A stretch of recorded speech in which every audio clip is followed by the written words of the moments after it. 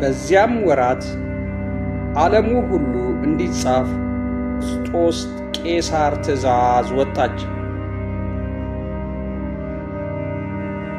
ቄሬኔዎስ በሶርያ ሀገረ ገዢ በነበረ ጊዜ ይህ የመጀመሪያ ጽሕፈት ሆነ። ሁሉም እያንዳንዱ ይጻፍ ዘንድ ወደ ከተማው ሄደ። ዮሴፍም ደግሞ ከዳዊት ቤትና ወገን ስለነበረ ከገሊላ ከናዝሬት ከተማ ተነስቶ ቤተልሔም ወደምትባል ወደ ዳዊት ከተማ ወደ ይሁዳ ጸንሳ ከነበረችው ከማርያም ጋር ይጻፍ ዘንድ ወጣ። በዚያም ሳሉ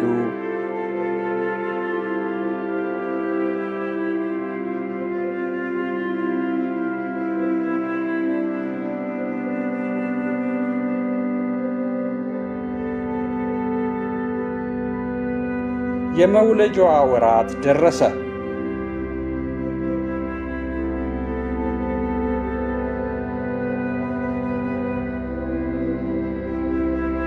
የበኩር ልጇንም ወለደች። በመጠቅለያም ጠቀለለችው።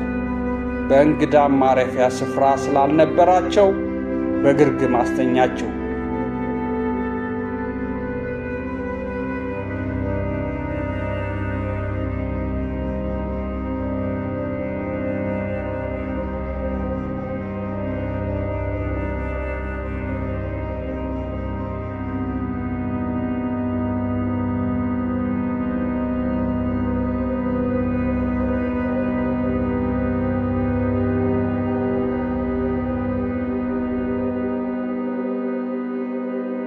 በዚያም ምድር መንጋቸውን በሌሊት ሲጠብቁ በሜዳ ያደሩ እረኞች ነበሩ።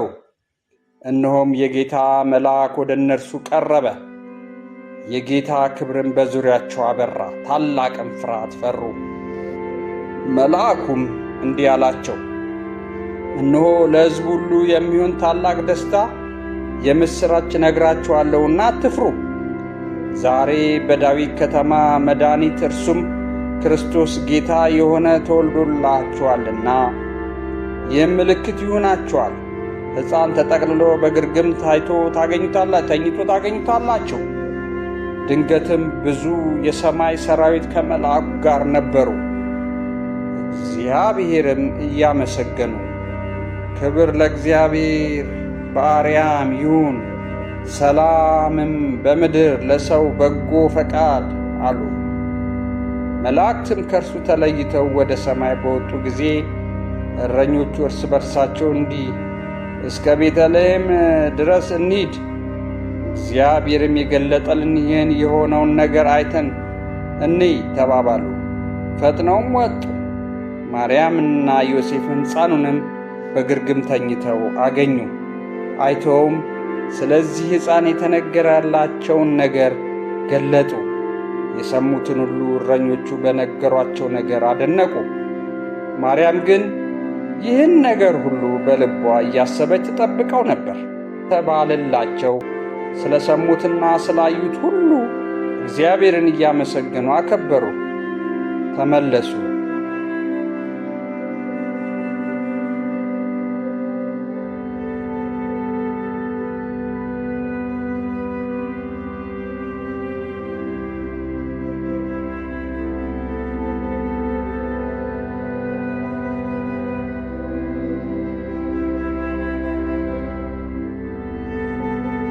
እነሆ ሰብአ ሰገል የተወለደው የአይሁድ ንጉሥ ወዴት ነው?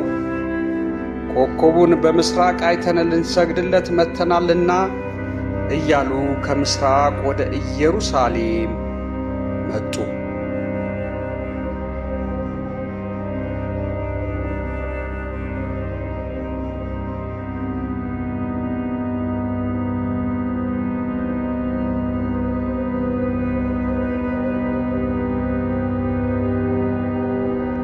ንጉሥ ሄሮድስም ሰምቶ ደነገጠ።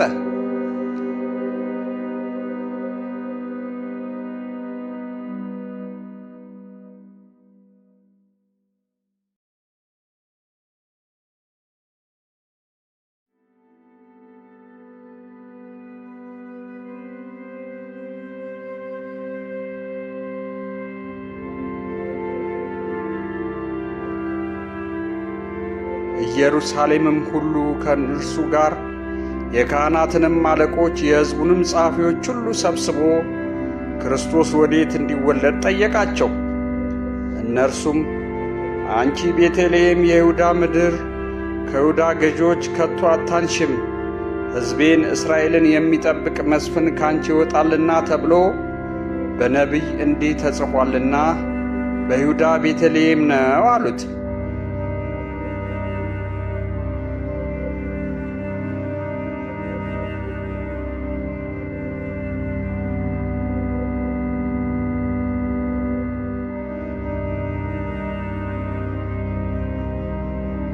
ከዚህ በኋላ ሄሮድስ ሰብአ ሰገልን በስውር ጠርቶ ኮከቡ የታየበት ዘመን ከእነርሱ በጥንቃቄ ተረዳ።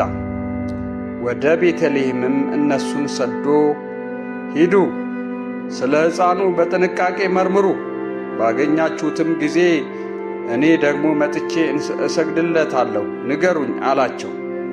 እነርሱም ንጉሡን ሰምተው ሄዱ። እነሆም በምሥራቅ ያዩት ኮከብ ሕፃኑ ባለበት ላይ መጥቶ እስኪቆም ድረስ ይመራቸው ነበር። ኮከቡንም ባዩ ጊዜ በታላቅ ደስታ እጅግ ደስ አላቸው። ወደ ቤትም ገብተው ሕፃኑን ከእናቱ ከማርያም ጋር አዩት።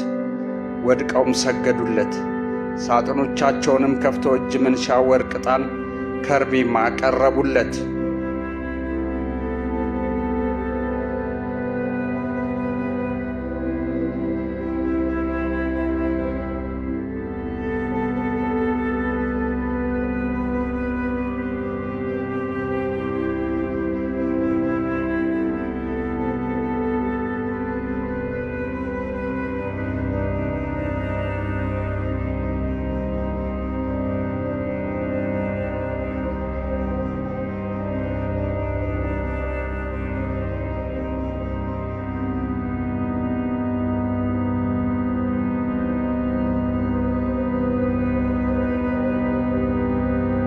ወደ ሄሮድስም እንዳይመለሱ በሕልም ተረድተው በሌላ መንገድ ወደ አገራቸው ሄዱ።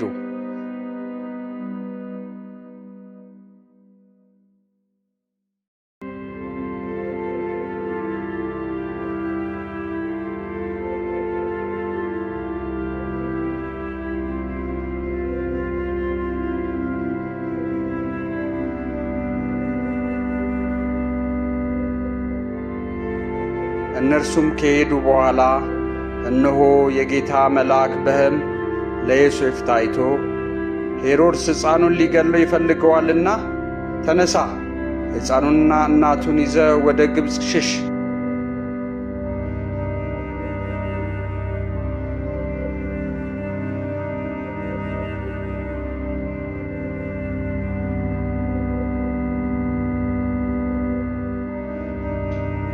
እስክነግርህም ድረስ በዚያ ተቀመጥ አለው። እርሱም ተነስቶ ሕፃኑንና እናቱን በሌሊት ያዘና ከጌታ ዘንድ በነቢይ ልጄን ከግብፅ ጠራሁት የተባለው እንዲፈጸም ወደ ግብፅ ሄደ። ሄሮድስንም እስኪሞት ድረስ በዚያ ኖረ።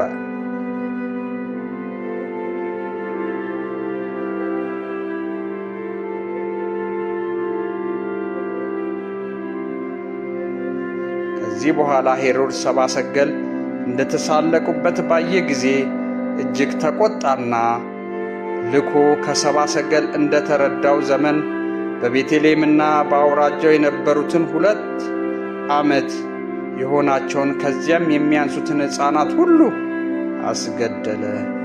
ያን ጊዜ በነቢዩ በኤርምያስ ድምፅ በራማ ተሰማ ለቅሶና ብዙ ዋይታ፣ ራሔል ስለ ልጆቿ አለቀሰች፣ መጽናናትም አልወደደችም እና የተባለው ተፈጸመ።